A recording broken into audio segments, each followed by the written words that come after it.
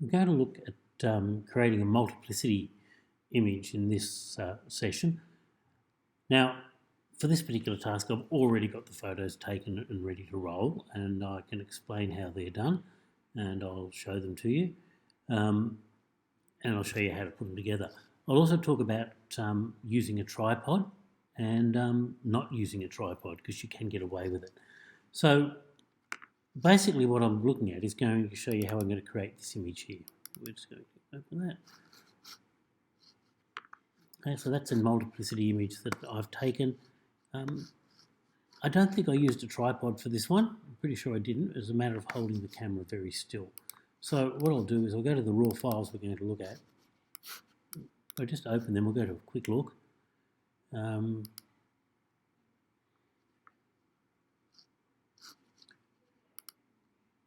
So it runs backwards. I don't know. So there's the photos. It's the last one, first one.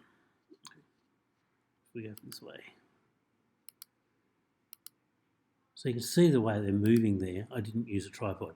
I just held my camera very, very still. In this case, it was a phone, and got my subject to move quickly throughout it. Now, if you want to be in it itself, well, you're going to have to think about using a tripod or someone else to hold the camera for you very still. But the trick is, once you've got your camera up in position when you're not using a tripod, you've just got to hold it without moving it. Certainly better with a tripod. Now, when we go through the process and the techniques, I'm going to recommend that whether you use a tripod or not, that you follow the process that I'm doing here. So there are the images that I've got. So I'm just going to minimise that, and I go to Photoshop. So the first thing I have to do is I've got to get the images together, and I want them all lined up as well, as best as I can, because not using a tripod, my background's not perfect. So I'm going to go to Scripts, and I'm going to load files into a stack, and this is really important. Now, I've got to browse. I can't drag and drop, and that's not much good to me. I go to my desktop. You see the last thing I was working on. Multiplicity is the folder I'm looking at, and the raw files. I've separated them out to make it easy. So I select all 5 of them, and I hit Open.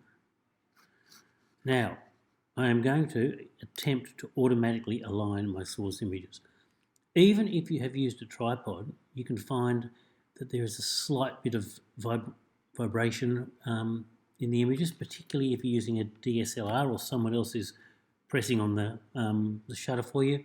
So this avoids any issues. Certainly when you've handheld it like I have, well, you need to click that. And hopefully you haven't moved your image or your camera too much. And you saw in the example that I had, there was a little bit of movement, but not too much. So I hit OK. And I watch as it automatically creates the image. You can see it all happening down there on the bottom right-hand side.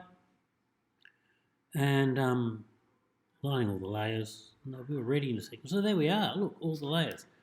So if I go back to the top, I can turn each layer off as I go. Then to the bottom, and they're all my images. So go back there.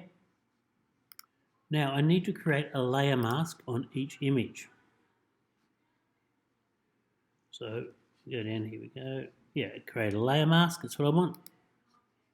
On every image, other than the bottom one. You don't have to do the bottom one. Some tutorials will show that happening. Oops, minimise that. Let's try that again.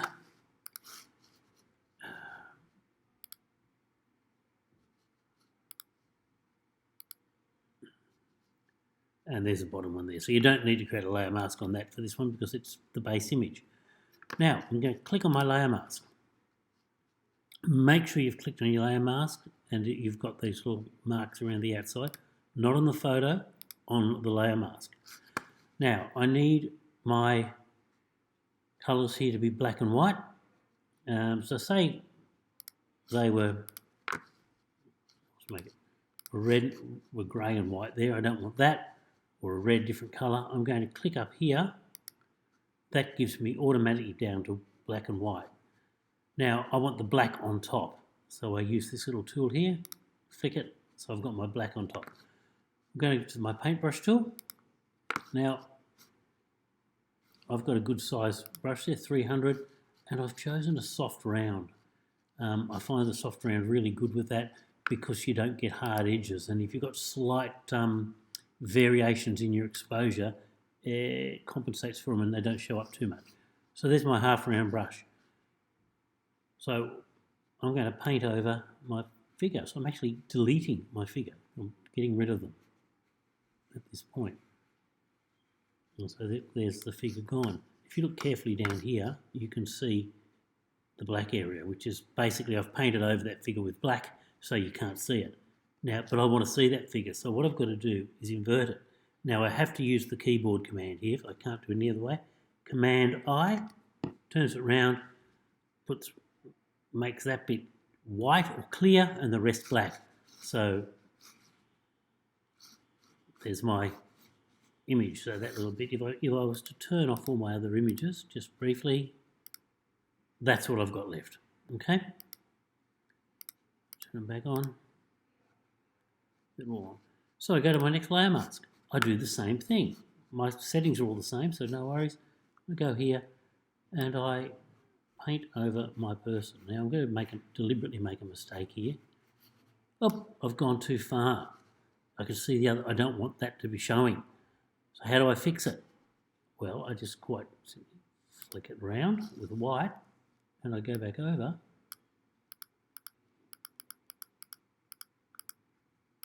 and I've painted that out.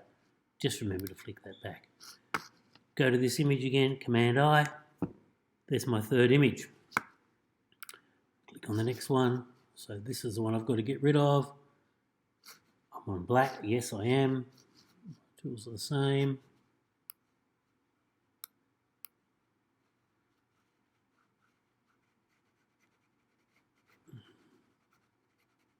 Got rid of that. Command I. There's my fourth image. Now I've just got to get to my final one. So click on the layer mask again. And if you look down at the bottom right hand side there, you can see when I lift my finger off the mouse, you can see the layer mask appearing, the lines in there. It doesn't show up until I take my finger off the mouse. And Command I. And there's my multiplicity, all 5 images. Now, a lot of tutorials will have you at this point flatten the image and crop then. I don't. I always keep it here as a Photoshop file because I want to be able to go back and edit later if I found I've made a mistake. And you can see in this that because I hadn't used a tripod, how much movement I've had and how much the backgrounds have varied to create this image. So it also shows you how good the automatically align tool that's in there is and how well it's lined it up. So it looks really good. So what I would do here, I would go File, I'd go Save as a copy. I'm going to put it on my computer. I'll just put it in the raw top files here, it doesn't really matter which, but I want it as a JPEG image at this point. So it is untitled 1 JPEG. You can give it a name. I don't mind whatever you do. I'm just going to leave it as it is there for a bit. Hit save, maximum quality, and my image is now there. I'm just going to minimize that. I'm going to go to my multiplicity sample. There's my raw files there. Oh, there it is, Untitled 1. Let's open Untitled 1 in Photoshop. And now I can crop. I use my crop tool. I always like the crop tool because I've got my rule of thirds grid there to help me and gives me an idea, and I could sit and it would crop the image and then save it there. I won't worry about that too much just yet. So I'd go edit image, there we go, crop, bang, and then I would hit my Untitled and save. I'm not going to at this point, but you save that and that's how you put it in, so don't save for that. What I would do with this is I would hit File, Save. I want to save the Photoshop image on my computer. I want to save it in here. I'll just call it Untitled 1 PSD, hit Save. So if I want to go back and edit and change, which I will want to do for another tutorial, I can. So there's my multiplicity. Using the layer masks and no tripod, so it's something you can do at home. Obviously, if you're using a tripod, it becomes a lot simpler and a lot easier. So now it's time to go and play to create some multiplicity images. And look out for another tutorial where I'm going to take this image and turn them into a series of ghosts. And I'll talk about that one in a separate tutorial, which will be called Ghost Multiplicity. Okay.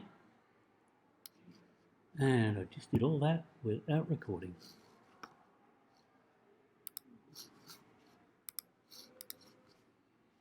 Oh no, I didn't. Stop recording.